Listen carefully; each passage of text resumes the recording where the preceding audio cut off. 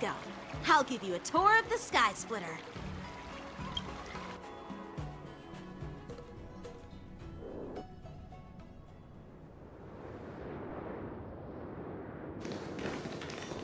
Looks like a lot of other visitors have also come to catch a glimpse of the Sky Splitter.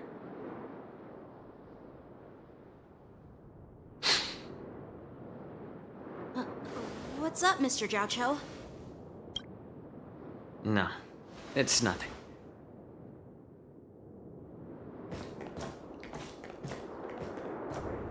Do you see that airship in the distance?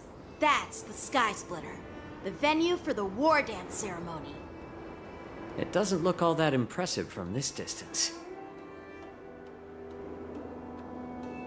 The Sky Splitter is actually a decommissioned Luofu military vessel. People aren't allowed on board until the war dance officially commences. Tomorrow, when the bell rings and the ceremonial cannons roar, I'll be there representing the Cloud Knights of the Xianzhou Luofu, standing in the ring, ready to take on challengers from all over the cosmos. Since I was a kid, I've been training in swordplay and the art of war under the general. Every day, I'd swing my sword 10,000 times, and then thrust it 10,000 times, repeating the process over and over. I understand that I'm not like other kids. I never envied the toys and freedom they all had. I never found sword practice boring or hard. Even in the thick of battle, facing down savage abominations, I never felt scared. Each day, I could feel myself getting stronger and stronger, and I racked up countless victories. It's the best feeling in the world. But then, I faced a really tough opponent. And just one slash shattered my confidence into 1,000 pieces. That's when I felt true fear for the first time. Maybe that's what Mr. Jiaoqiu meant by life and death hinge on a singular moment. Every idea fades into nothingness. After that, I had to pick up the pieces and try to put myself back together. But no matter how hard I tried, I couldn't seem to find my old happy self again. I often ask myself, why do I wield my sword? If defeat is inevitable, why do I continue to fight? Is it to reclaim the joy of victory? To meet the general's expectations? Or to secure my honor among the Cloud Knights? While the general could teach me the art of swordplay, he couldn't teach me why I should keep on going. He said the reason must come from within myself. I've been struggling to find that reason. But after talking with you, Mr. Jiaoqiu, I think I already have that reason in mind. As a member of the Cloud Knights and the General's apprentice, I've had a weight on my shoulders. And I know there's still more to shoulder. But when I wield my sword, it feels like I'm letting go of everything. I love the feeling of giving it my all, facing any obstacle in front of me, pressing forward. That's why I wield my sword. Oh, Yanqing. So young, yet so grown up. By the way, how old are you exactly? Age doesn't really matter. All sword masters will understand how I feel. I get it. Looks like all the kids on the Luofu live tough lives. So, how about you, Miss Yunli? It's not polite to ask a girl her age, no matter which Xianzhou ship you're on. I'm not asking your age. I'm asking if you have a dream like Yanqing has. You don't don't talk like a cook. You sound more like a TV host or something. Need I repeat myself again? I'm a healer. Well, I don't have a dream like Yanqing does. The only reason I'm participating in the Ringmaster's Challenge is because I made a promise to my grandfather that I'd win the precious sword he's contributed to the war dance. Sounds like that mind of yours is just filled with swords. I bet you've got nothing better on your mind. My father was a craftsman on the Xianzhou Juming. Because of his foolishness, many innocent people fell victim to the cursed swords he forged. Since I was a kid, it's been clear to me that not everyone deserves to have a weapon in their hands. Giving them a sword is no different than being cruel to the innocent. So, whenever I come across someone unworthy of a sword, I can't help but want to take it away from them. Given that Yanqing is the war dance ringmaster, I'm stepping up to challenge him. To ensure the precious sword doesn't fall into the hands of an unworthy master. Hey, what do you mean by an unworthy master? I see. It's not easy for kids on the Juming either. Well, it's better to have a reason for wielding a sword than to be lost and confused. I've saved countless Cloud Knights in my life, and there are plenty of exceptional warriors, just like the two of you. What happened, Mr. Zhao Cho? Oh, nothing. I was just reminded of some old friends and old tales. Judging from my professional perspective as a healer, both of you possess remarkable vitality. Your energies flow like raging fires and mighty gales. The upcoming fight will definitely be impressive. Well, we've seen the Sky Splitter and toured the Stargazer Navalia. I guess it's time to say goodbye for now. What? You're leaving already? But you haven't asked me about my dreams. I've been working hard too, you know. It's getting late, Miss March. Unlike you lot, I'm a grown-up bound by responsibilities and duties. The tasks entrusted to me by the General won't complete themselves.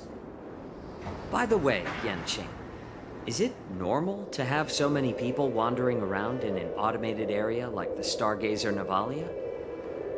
Actually, this is a restricted area. But since you're all guests, I made an exception, so you could take a look around. I understand. Well, I'll take my leave. I wish you both the best of luck in the ring tomorrow.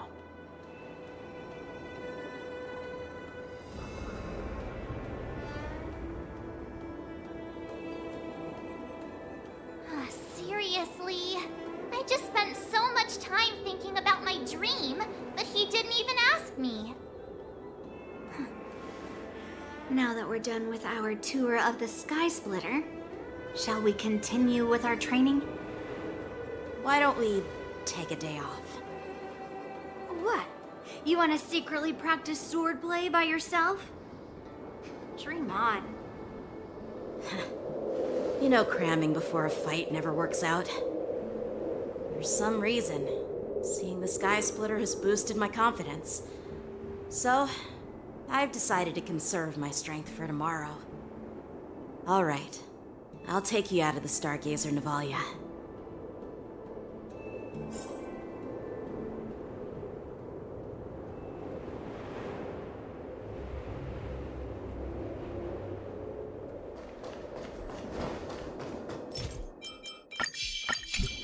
Peach blossoms and divine sword descend.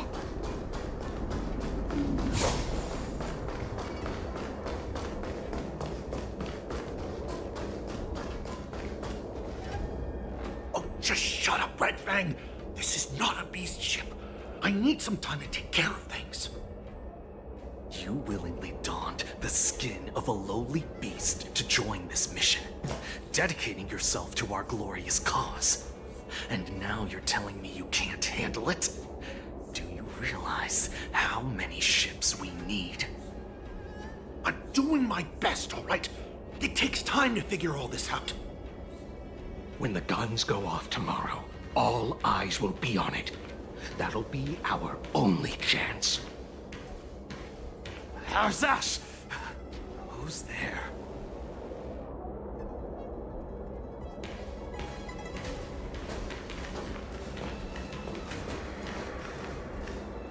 Who are you guys? An impromptu inspection. Why are there outsiders loitering in Stargazer Navalia? And a bunch of kids at that. Hey, kids, didn't your parents ever tell you to stay away from the Stargazer Navalia? I know it's an automated facility, but it doesn't mean you can just break in and do what you want.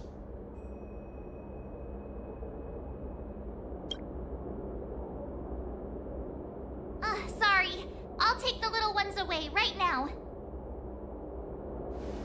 Big sis! Let's go! I want to play in Everhunt Plains!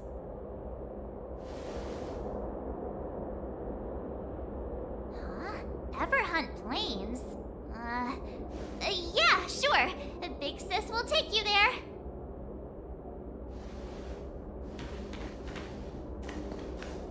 Shuha! You should have let me. Shh, the overhaul is done, and everything looks good. We should leave.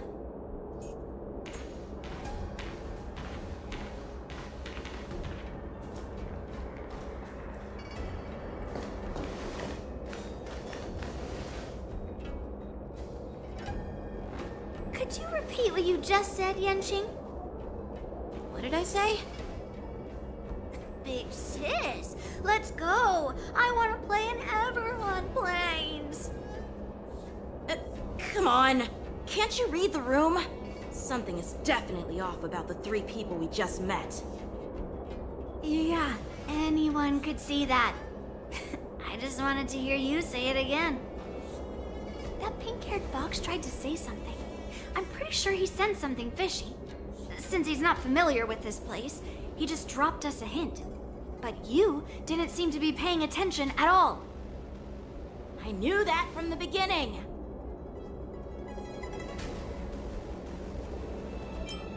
They said they were doing an overhaul, but it looked like they had no idea how to operate the Starskiff production line, right? And it's suspicious how they suddenly finished their overhaul and walked away as soon as they laid eyes on us. A Cloud Knight, a member from the Skyfaring Commission, and a craftsman. They're from various departments, and the reason for the overhaul seems legit. But one of them blurted out some weird language just now. Did you hear that? I have a feeling that if we secretly tail them, we'll definitely catch these guys in the act. Follow my lead, and be careful not to blow our cover.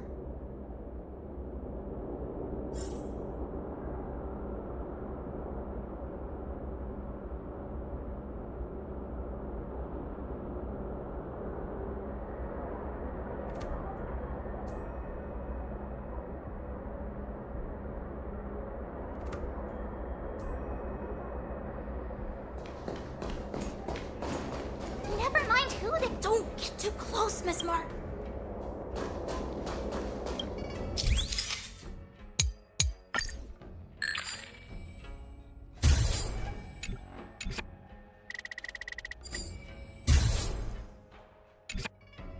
We should have just killed those lowly beasts.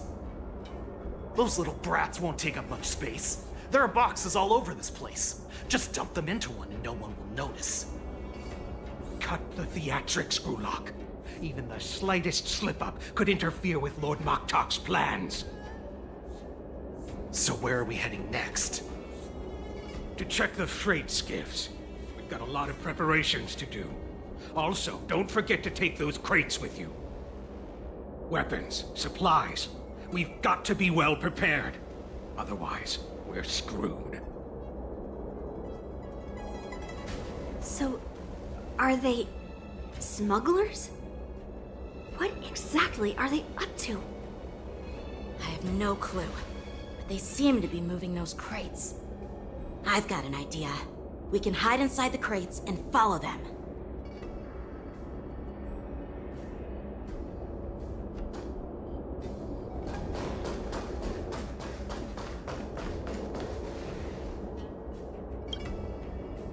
Ugh, so cramped in here. I can hardly breathe. Just hang in there.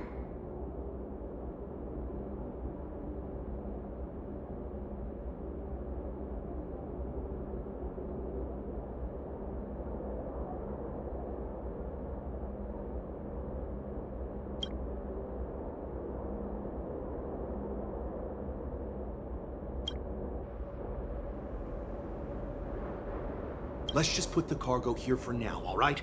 Then we'll move on to inspect the ships.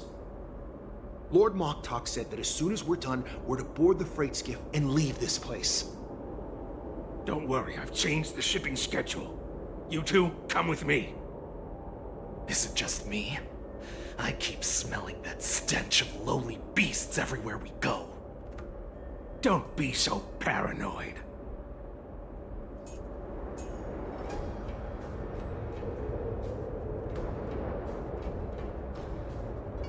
Looks like they're planning to escape on the skiffs in Stargazer Navalia.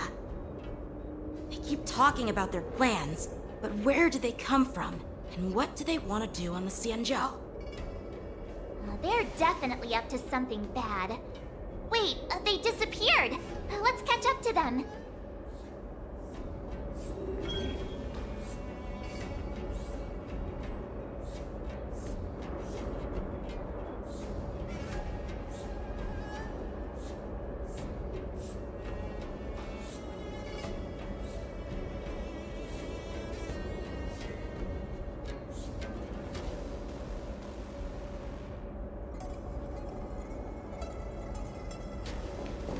Tread softly, breathe quietly, and make sure to keep an eye on them. Hide out of sight as soon as there's any sign of activity. Did he spot us? Quickly, hide!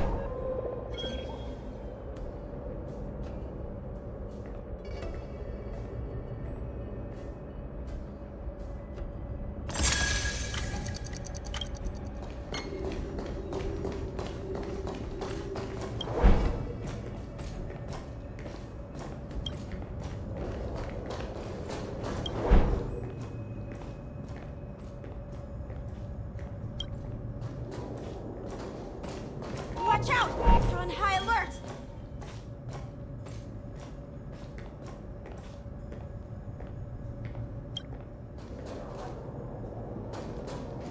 Don't be so paranoid. We're running out of time. Get over here! Shuhard, I'm coming!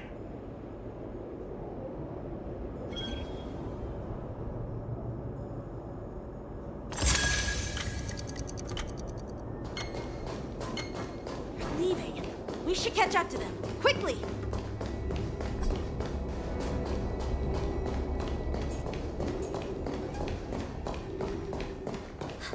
Did he spot us? Quickly, hide!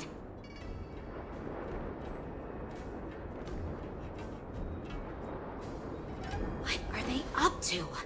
They're all wearing official uniforms, but I'm pretty sure they're not members of the Skyfaring Commission, the Artisanship Commission, or the Cloud Knights. This is way too suspicious.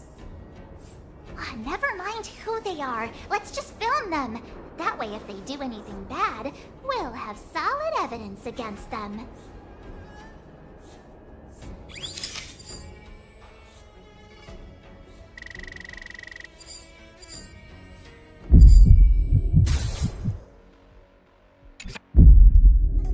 Look at this. A freight star skiff with enough room to fit at least 20 of my men. I'll let the others know and have them prepare more star skiffs. Once we're past the checkpoint, there will be beast ships waiting for us. Lord Moktok is ready. The revival of our ancient bloodline all hinges on this operation. What did he just say? Beast ships?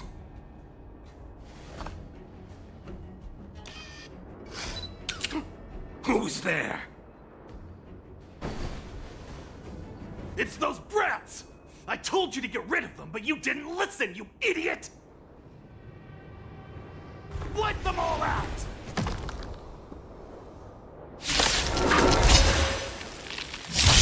Borison? Adusa! Die, you lowly beasts! Nice job! Not very sportsmanlike.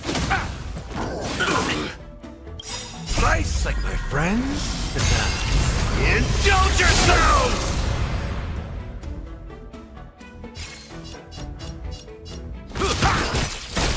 Sam in position. Until everything burns to ashes! Set the seas aflame! Fight to live! Let's improvise. Set the seas aflame!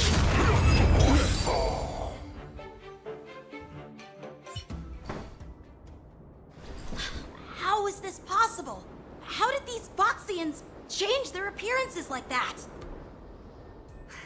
They're not Foxians at all. They revealed their true form. They're Borison, just like the bandits I defeated on the IPC ship. Wait, that means... Well, how did the Borison manage to infiltrate the Cienjo? It's not just a simple disguise of wearing our clothing and shaving their whiskers. They're somehow able to alter their appearance to be indistinguishable from Foxians. They even have official IDs for the Skyfaring Commission, the Artisanship Commission, and even the Cloud Knights? Let me check this fake Cloud Knight's tag. Maybe it'll give us some clues. Lujun, an officer of the Patrol Defense Squad? Huh? Wait! What's the matter? I encountered a patrol officer named Lujun before. It was a few weeks ago, when we were transporting the Borison prisoners. If they can forge official identities and move around the Cienjo without raising suspicion... Oh no, this is bad. Even worse. If you find one cockroach on the Express, it usually means... There are more Borison hiding on the Cienjo. I bet their plan is much bigger than just stealing information. We've got to report this to the Seat of Divine Foresight.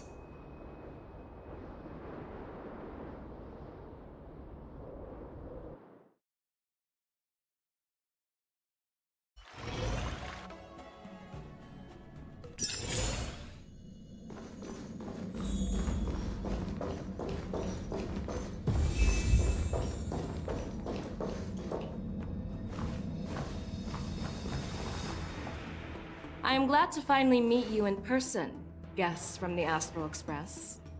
I'm Fei Xiao, the General of the Cienjo Yao Cheng. Let me introduce our guest to you. The one dressed in green. He's the reincarnation of Imbibiter Lune, and the person behind him is the newest member of the crew. I've heard a lot about you. Outside the reports from the Law Fu, the Skyfaring Commission of the Yaoqing has also gathered plenty of information about both of you.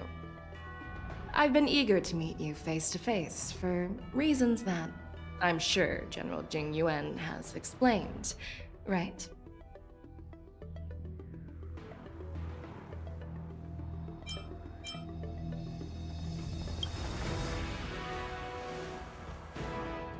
Straight to the point.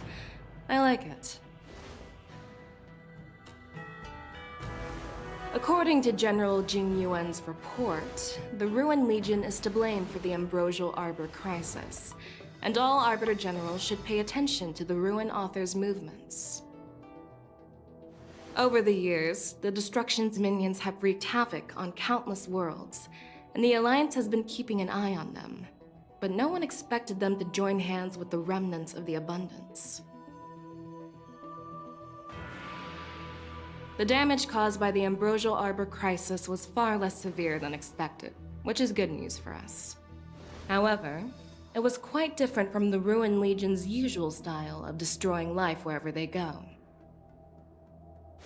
While I trust the bravery of the Divine Foresight and the Nameless, I'm curious about some details missing from the report. I'd like to take this chance to have an exchange with both of you. Let me be clear, the questions I'll ask might not reflect my actual thoughts, so please don't take offense if any of my questions seem a bit harsh. Please go ahead, General. But keep in mind we can only answer based on what we know. And perhaps you already have the answers to your questions in your heart. You have a clever tongue. I like it. The Merlin's claw is quite articulate. Right now, her intentions are unknown, and Jing Yuan wants us to be honest. Maybe I'll just stick to the facts we know.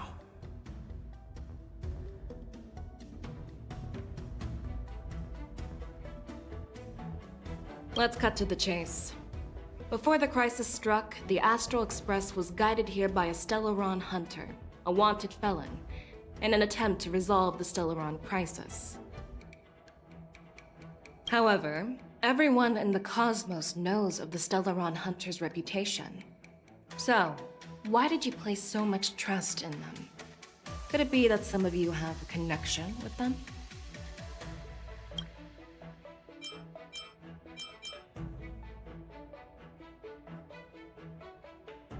Apart from the Lafu, there are many other worlds suffering from Stellaron corrosion.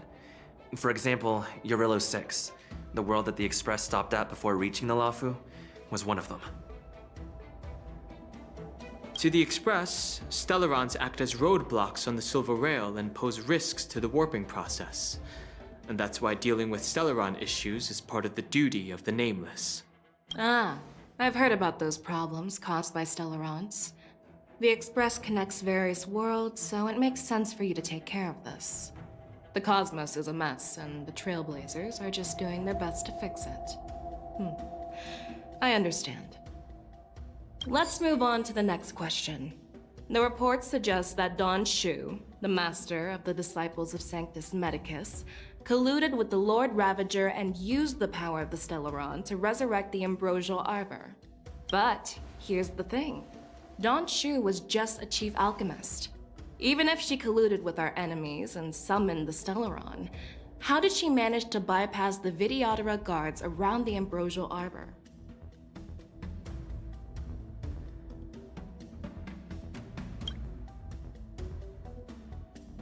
I personally met Don Shu once. Her closest friend was killed during the war on the Fanghu, and she harbored deep hatred towards the Hunt. So she spent years making preparations in the Alchemy Commission, in order to take revenge on the Xianzhou. Revenge is also a form of the Hunt. However, that doesn't explain how she managed to bring the Stellaron into the Scale Gorge waterscape, which was guarded by the Videodora. Well, you should ask Don Shu herself for the answer. Unfortunately, Don Shu is dead, and even her corpse has crumbled into ash. That's one less clue we can pursue. According to the report, Lord Ravager Fantilia is the mastermind behind the entire conspiracy. She disguised herself as an ambassador of the Skyfaring Commission and traveled with you, only to vanish without a trace later on. It seems too convenient to label her as a scapegoat.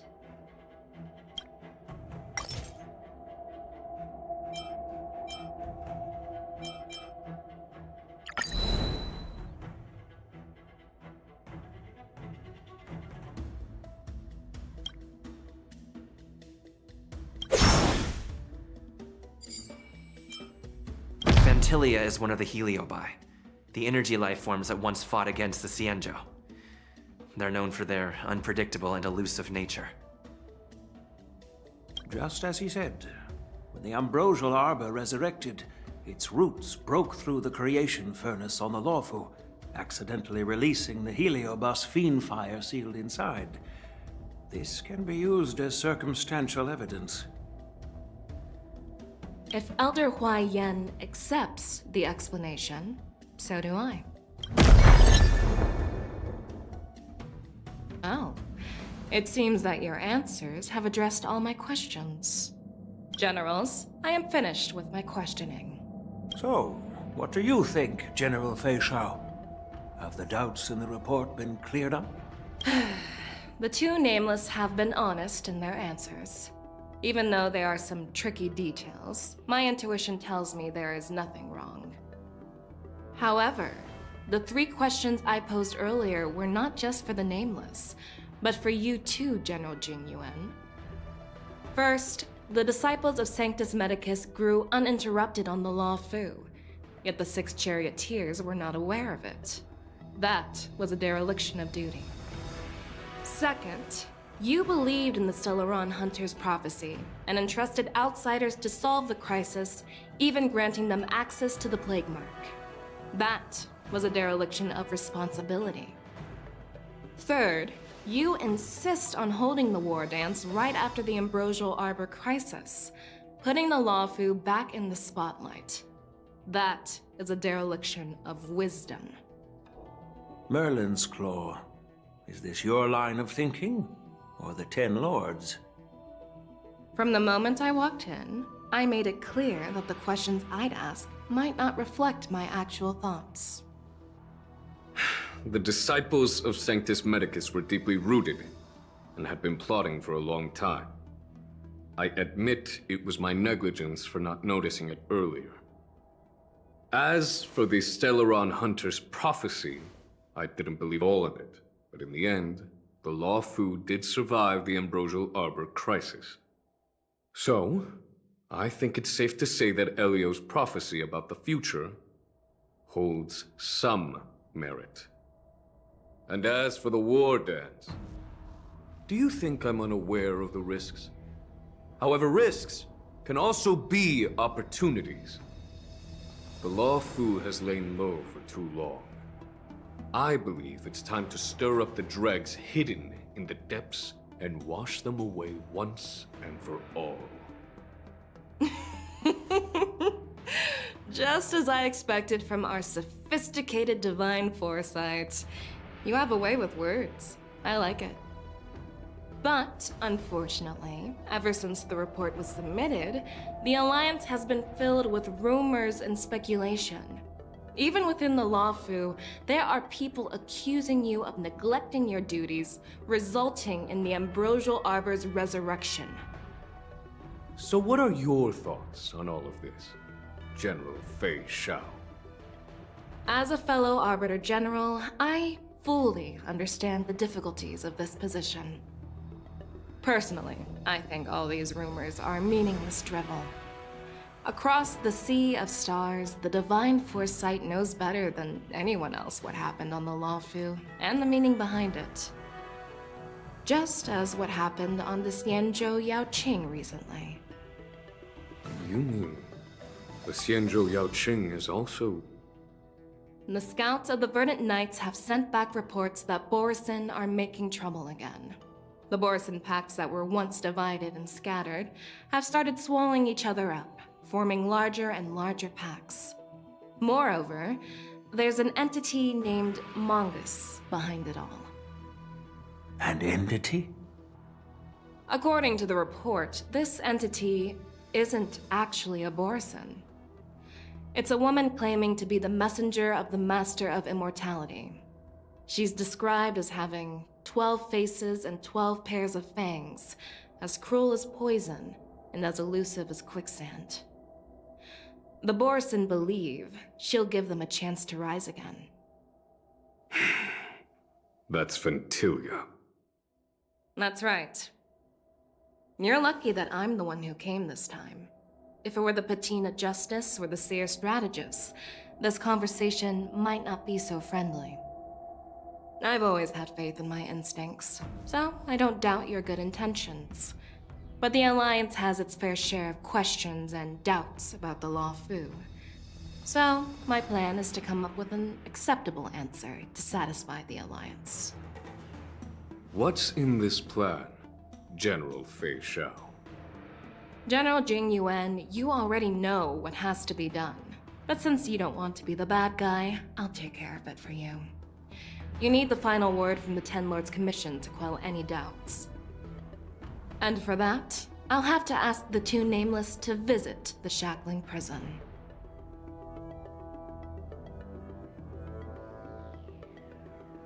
No, I'm not imprisoning you. While you're there, I'll ask a judge in the Ten Lords Commission's Interrogation Division to record a detailed testimony with the karmic mirror from both of you. We'll fill in the gaps that weren't covered in the report, and silence any protests within the Alliance. I'm okay with that.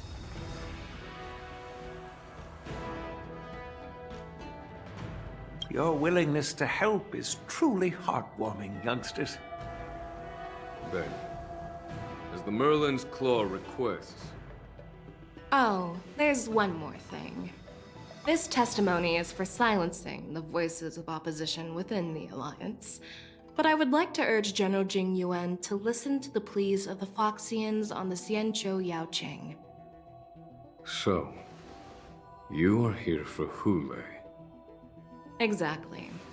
Hule is locked up in the Law Fu's Shackling Prison.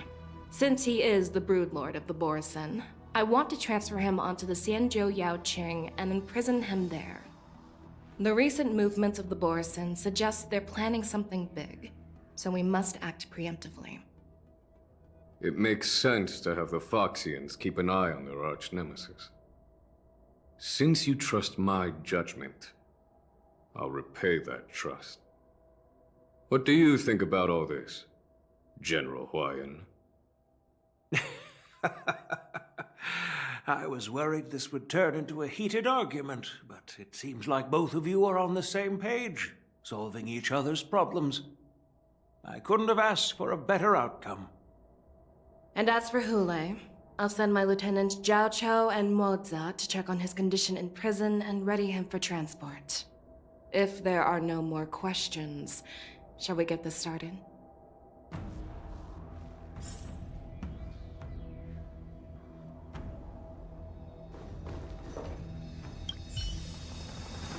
Do you actually believe in the Stellaron Hunter's prophecy? Yes, I do. That's why I'm here. I understand.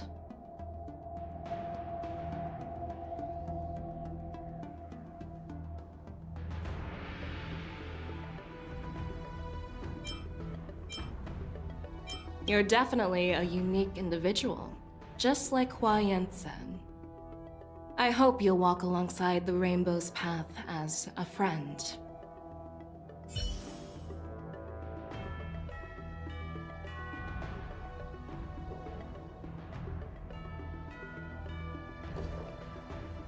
Well, I'm glad we managed to talk this out.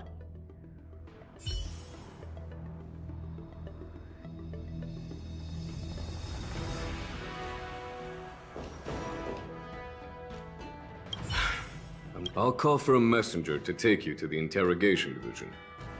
You just need to give your testimony, and then you can head back. So no need to worry. As you wish, General.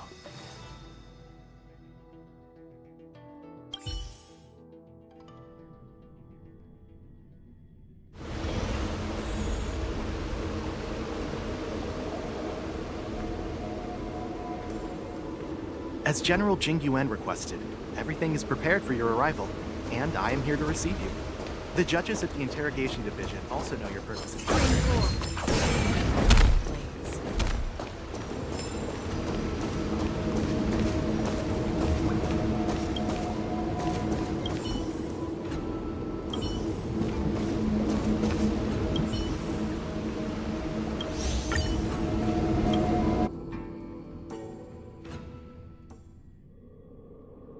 The shackling prison. I didn't expect to be back here after all these years. Dan Heng. Don't worry about me. If you're ready, I'll open the gate for you.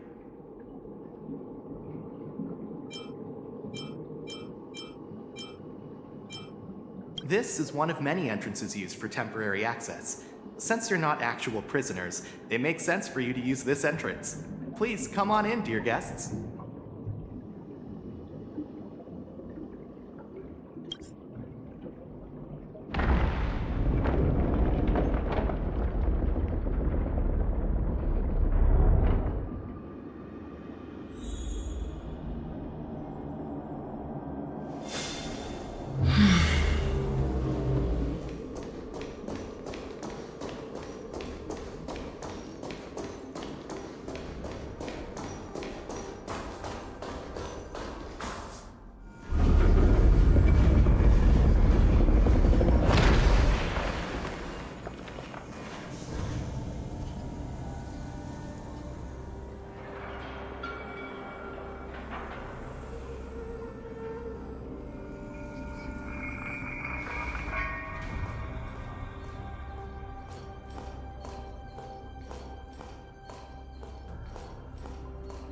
What are you looking at?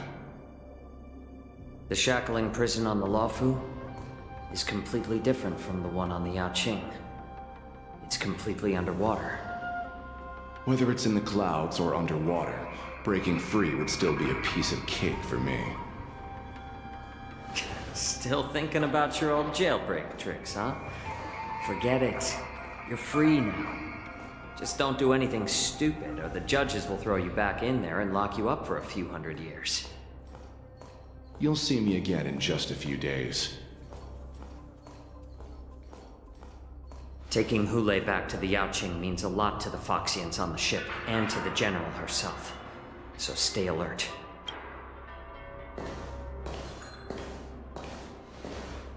Guests, my name is Shui Yi, and I'm here on orders from the Incarceration Division of the Ten Lords Commission. We're Jiao Cho and Moza. General Fei Xiao sent us to extradite the Borisin criminal Hule to the Yaoqing.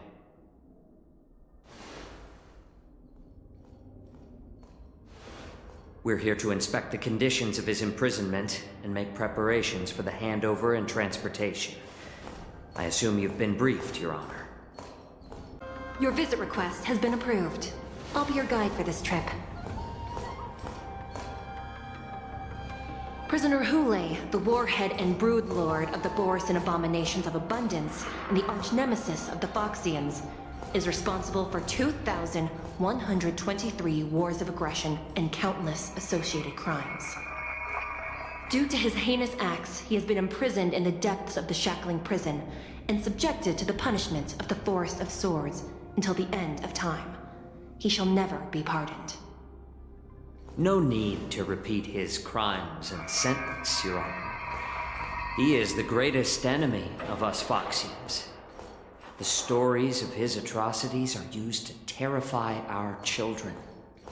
I'm well aware of every crime he's committed. Let's move on to the next step. When it comes to visiting criminals, there are rules in place to ensure your safety. I know you've heard legends about Hule since you were children, but your knowledge about him is likely very limited. Only the judges of the Ten Lords Commission truly know what kind of abomination is locked up at the bottom of the shackling prison. It has been centuries since Jing Liu, the former sword champion of the Luofu, captured Hule. And during all those years, we never provided him with any food. Yet he somehow managed to stay alive. It defies all the documented physical characteristics of the Borisin. The Forest of Swords, forged by the Punishment Division, is a device of intense torment, used to execute sinful abominations. Most Borisin die within 3 days in the forest, but Hule is different. Every time the blades pierce him, his body instantly heals. Despite the brutal punishment, he somehow manages to survive. The complex rules are there because of his abnormal characteristics. Do you understand now? I apologize for any offense caused. Please continue, Your Honor. I've given you the instructions regarding Hu Lei's visitation. Please make sure you read them carefully.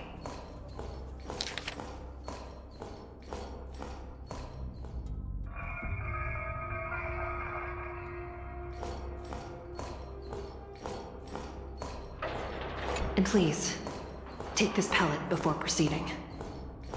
No, I'm not taking random medicine. Then you won't be allowed to visit Hu Lei. Just swallow it already. Hu Lei is like all Borisin. He can release a pheromone called lupatoxin that induces fear. Thousands of years ago, we Foxians were enslaved by the Borisin. Not because we were naturally weaker, but because of their lupatoxin. This pill is for our own mental well-being. I understand. I knew you were a reasonable person. Now that we've taken the medicine, let's proceed.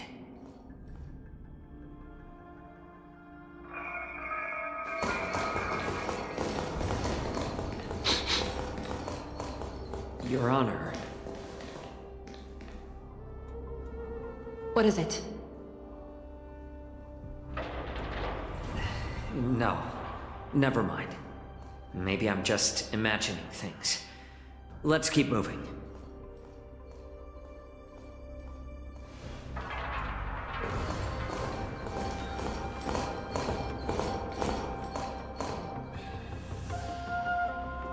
Here we are.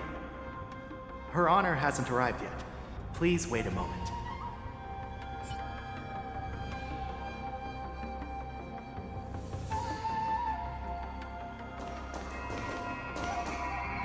Stream forth.